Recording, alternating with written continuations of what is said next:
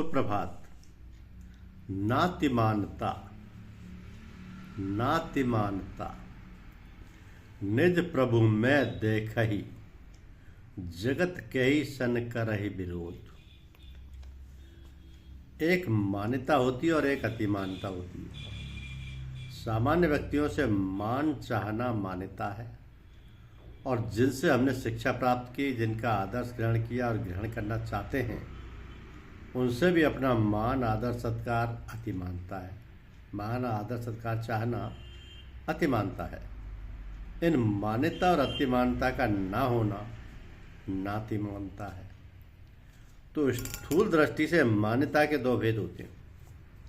सांसारिक मान्यता यानी धन, विद्या, गुण, बुद्धि, योग्यता, अधिकार, पद, वर्ण, आश्रम आदि को लेकर दूसरों की अपेक्षा अपने में एक श्रेष्ठता का भाव होता है कि मैं साधारण मनुष्य की तरह थोड़े ही हूँ। मेरा कितने लोग आदर सत्कार करते हैं, वे आदर करते हैं तो यह ठीक ही है, क्योंकि मैं आदर पाने योग्य ही। इस प्रकार अपने प्रति जो मान्यता होती है वो सांसारिक मान्यता कहलाती है। दूसरी परमार्थिक मान्यता।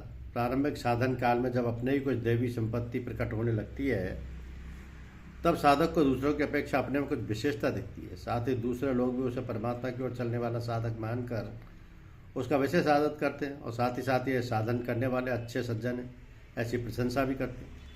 इससे साधक को अपने में विशेषता मालूम देती है, पर वास्तव में यह विशेषता अपने साधन में कमी होने के कारण ही दिखती है। यह विशेषता दिखना परमार्थिक मानता है।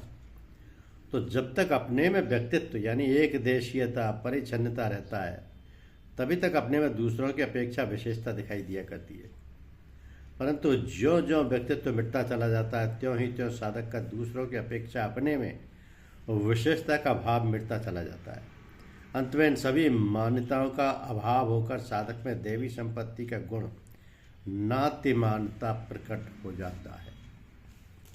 तो देवी संपत्ति के जितने सद्गुण सदाचार हैं, उनको पूर्णतः जागृत करने का उद्देश्य तो साधक का होना ही चाहिए। हाँ, प्रकृति या स्वभाव की भिन्नता से किसी में किसी गुण की कमी तो किसी में किसी गुण की कमी रह सकती है, परंतु वह कमी साधक के मन में खटकती रहती है, और वह प्रभु का आश्रय लेकर अपने साधक को अपने साधन को तत्परता से करता रहता है। तो भगवत कृपा से वह कमी मिटती जाती है।